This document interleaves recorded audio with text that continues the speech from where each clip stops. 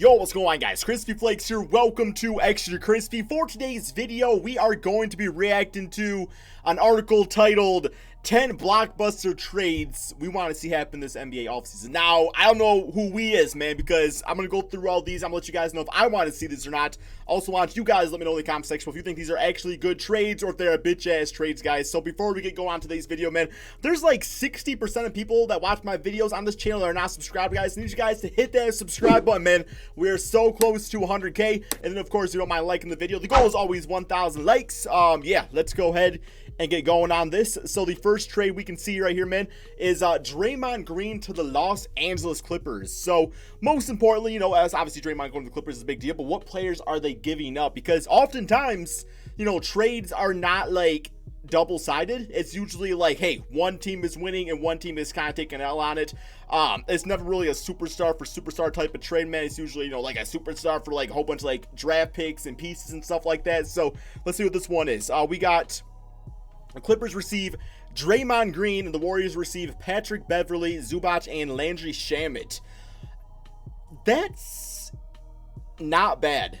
That's not a bad trade for either side. The reason is because obviously I think Draymond fits right in with Kawhi Leonard and Paul George.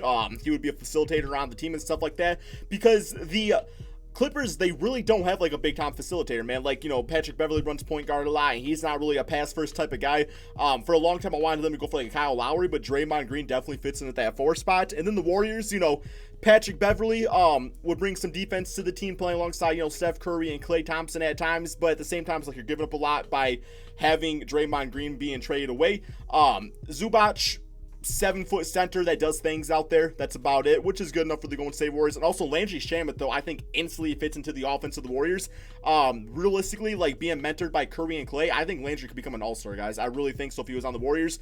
But also, it's like they do have Eric Paschall, who's pretty damn good, so he could be the new starting power forward of the team. Or if they want to go for like an Obi Toppin or a player like that in the draft, then that does make, you know, Draymond Green a little bit more expendable. But overall, I don't think it's bad for either side. It's pretty solid. All right, next up, we do got CJ McCollum to the Philadelphia 76ers, and the trade we are looking at, we can find it here. Okay, here we go. The Portland Trail Blazers receive Al Horford, Matisse Thybulle, a 2020 second-round pick from via the New York Knicks or the Brooklyn Nets in exchange for CJ McCollum. Okay, so this is interesting.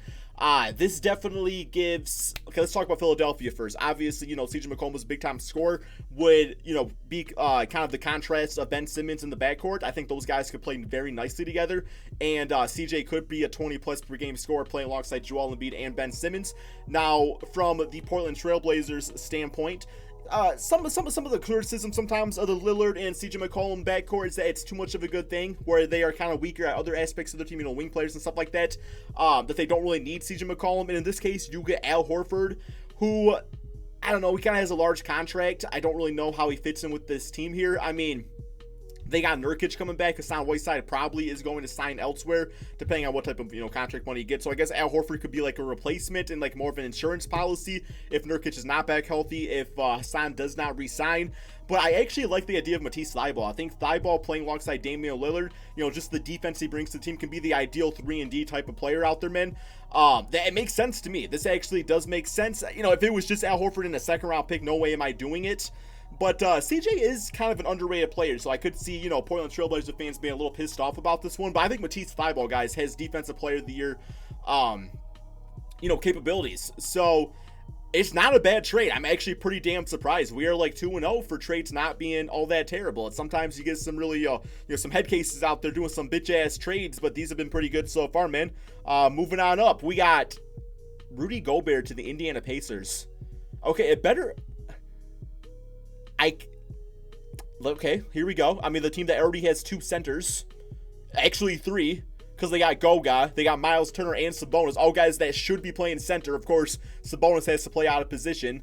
All right, what's this trade we're looking at here, man? We got Rudy Gobert for Miles Turner and Dougie McDermott. Hell no, man. Hell no.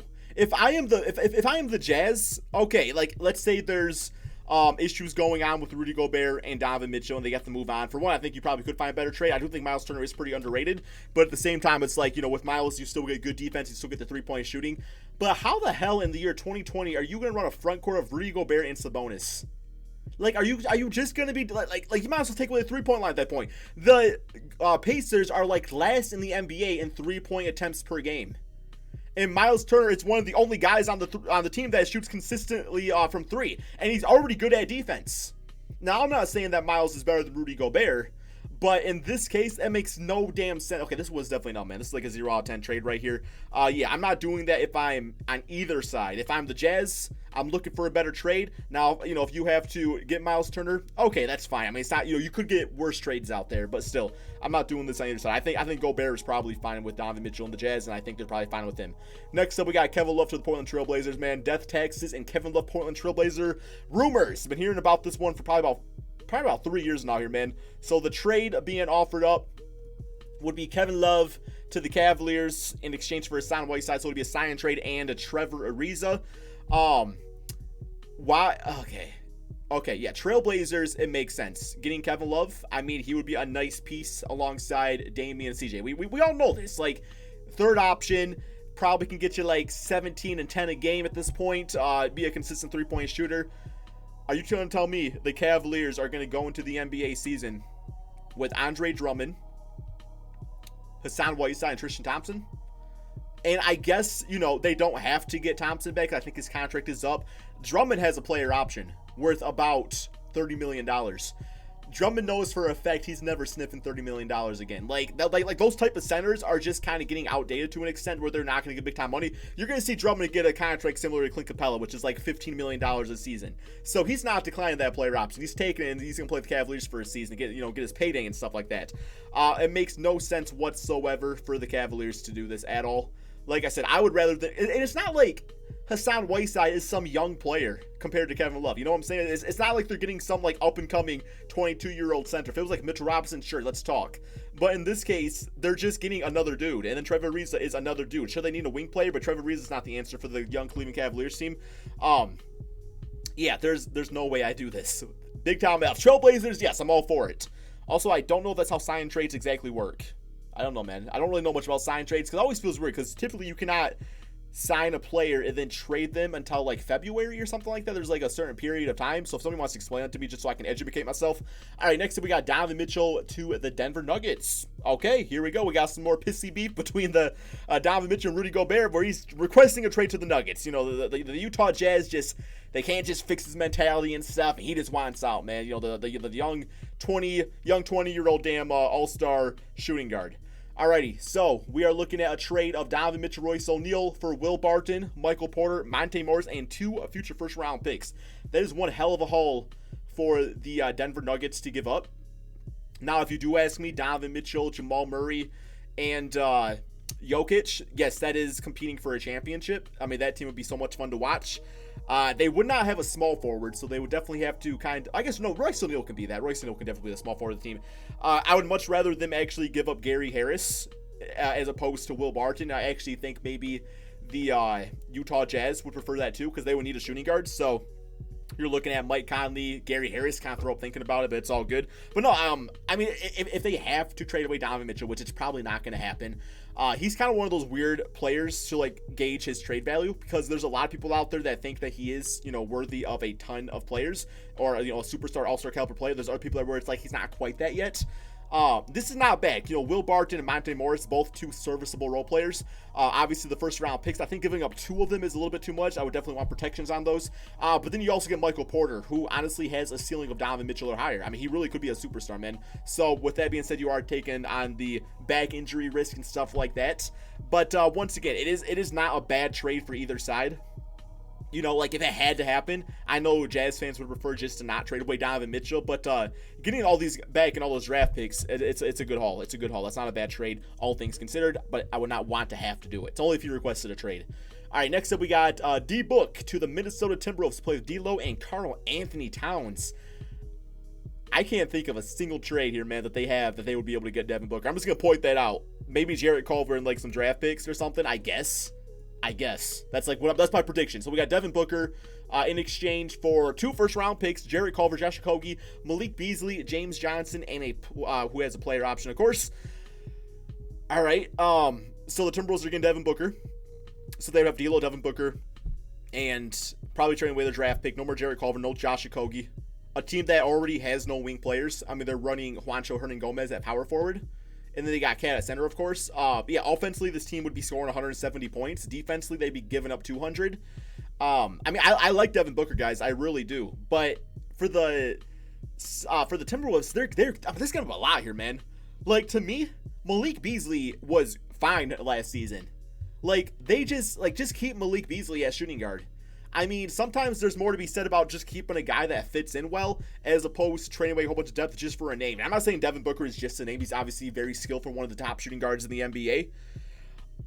But this is just too much, man. Jarrett Culver, we still don't know what he could be yet. Josh, I mean, brings defense to them, plus the draft picks. I don't know. I'm not saying Devin Booker's not worth that. I just don't know if that's a good idea for the Timberwolves. Because that's like 3 near max contract players you got tied up, right like that. Where does the rest of the team come from, Like, what do you, I guess, maybe, I mean, are veterans going to want to play with Cat, Devin Booker, and D'Lo? Because they are kind of like a younger team still, so I don't know if veterans would like that or not. I don't know, man. I don't know if I like this trade. You guys let me know. I'm very curious to your guys' reaction to this one.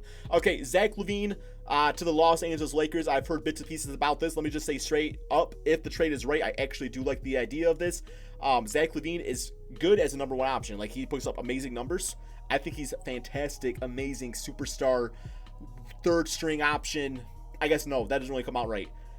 I think him as a 3rd option is a championship move. I don't think you win championships with Zach LaVine as number 1, but number 3 behind Anthony Davis and LeBron James, yes, that is no doubt like the best team in the NBA. But the trade, what is the trade, guys? So it would be Danny Green, Kyle Kuzma, and Alex Caruso. I think the Lakers probably got also tossed in a 1st round pick on that one right there. Could be protected to some extent. Not that it matters, because the Lakers are going to have like the last pick in the draft because they're going to have a top record. But yeah, I mean, Kuzma, I don't exactly know how he fits in with the Bulls, which is what makes me a little wary about this one, because you got Laurie at the 4, you got Wendell at the 5. I guess Kyle Kuzma could play the 3 spot. Danny Green's old. I mean, he would probably be gone. Alex Caruso gives them a person on the team. Insert your Alex Caruso meme here now, guys, in the comment section below. Let me hear your best one. I guess the only glass half full I can see about this is that Kuzma probably is not going to get a lot of money on his first contract, just because he hasn't really done all that much yet. But I think he's restricted, so they got that going for him. So I guess you have money freed up for the Bulls to sign a big name in 2021 if you want to get out of Zach LaVine's contract. But no, I would definitely need a draft pick. Draft pick, talk to me about it. I just don't know if it makes a ton of sense. For the Lakers, yes, I'm doing this every single time. Next up, we got Chris Paul to the New York Knicks. Okay, here we go. Let's hear this one, man. Let's hear why a 35-year-old point guard should go to a rebuilding Knicks team. Now, it's nothing against Chris Paul, who's an all-star, but why should he go to the Knicks to end his career? Let's see it, man. Chris Paul for Julius Randle, Kevin Knox, and Reggie Bullocks. I mean, it's not bad. I guess, okay, let's put it into this perspective. The Thunder, they get some more rebuilding pieces. Julius is very young. They can let Gallinari walk. They can run a team of Julius. I probably would trade Steven Adams for some sort of 3-point spacing center. You run thing with Shea out there. Hopefully Kevin Knox in a new atmosphere can do something at the 3 spot. I think they were they didn't really got much of the 3. I think they run like Terrence Ferguson. So he definitely would have an opportunity right there. And the Knicks, I guess they get stability. I mean, if there's any franchise that's going to go and watch a 35-year-old Chris Paul play and sell at the arena, it would be the New York Knicks. I think they would actually embrace him like crazy. And I don't know. I mean, that's the only reason I can think about it, because Chris Paul is definitely not a oh, we're going to win the championship type of move. I guess maybe, all things considered, a team of Chris Paul, RJ Barrett, Mitchell Robinson, insert some free agents here, could get an 8 seed, I guess. I mean, look what Chris Paul did this season with the OKC Thunder. I guess it would be a nice short-term mentor move. That's the best I can probably put it. Okay, next up we got Joel Embiid to the Miami Heat. Okay, if it involves Bam Adebayo, I'm not doing it. I'm just going to point that out right here. It better not have Bam in it. And even if it doesn't have Bam, it doesn't make sense, because Bam and Joel Embiid, that is your front court. I guess it could work if Bam could become a 35% 3-point shooter, but let's see it. Yep. Oh, are you fucking serious? Oh my god, man. Okay, man. Flight lap time. Ah! Seriously, man. Bam Adebayo, who is in running for most improved player, Tyler Hero, who literally could become like an 18-point per game scorer efficiently, Duncan Robinson, one of the best young three-point shooters in the NBA, in exchange for Joel Embiid, who is a top center, man, top 2 center in the NBA, but also very injury prone. Why the hell in a billion years would the Miami Heat do this trade? Why in a billion? Okay, I gotta read this one, man. Embiid is a double-double machine. Yes, so is Bam, and the best big man in the game. Well, some people say Jokic. I'd probably say Joel Embiid when completely healthy, but that's a factor, right? Unfortunately for him, he has dealt with countless injuries. Yup, exactly. The Sixers have Adebayo, who was an all-star this year. Hero is one of the best players in this year's draft. Adebayo would replace Embiid's defense, yup, and also give them blah, blah, blah. Philly has not had the best season. Okay. But why would the Heat do this? Yeah, never, ever, ever, man. That's the worst trade I've ever seen. And then finally, we got to end on Giannis Antetokounmpo to the Golden State Warriors. Alrighty, so this would be a trade of Giannis, George Hill, Ersan Ilyasova, DJ Wilson for Andrew Wiggins, Draymond Green, first overall pick, and Eric Paschal. Yeah, the Bucks are smashing the phone in your face. And I'm not talking about, like, hanging up. Like, they're literally traveling from Milwaukee, the owner of the team, you know, and they're going to the Warriors GM and literally taking a phone, an old one too, not a cell phone, man. I'm talking a big bulk one, and smashing them in the bitch ass face of the guys. Straight up, the Bucks have said they would not accept any sort of trade unless Klay Thompson was involved. I mean, come on, man. You don't get a guy like Giannis for an unproven, or for, well, I don't want to even say unproven Andrew Wiggins. He's actually been proven. He's proven that he's not going to be a superstar. Draymond Green, who's aging. We all saw what he does when he's the best player on the team. Yes, the draft pick is a nice touch. I get that. There's no guarantees it's first overall. And Eric Paschal, yes, I like that too. I don't like it for Giannis. I mean, obviously, yes, the Warriors are doing this every single time. But no, Klay Thompson needs to be in it. So, yeah, man, give me your thoughts about these trades in the comment section below. It started off strong, ended a little weak. Give me all your thoughts. Thank you all so much for watching, and peace out, my friends.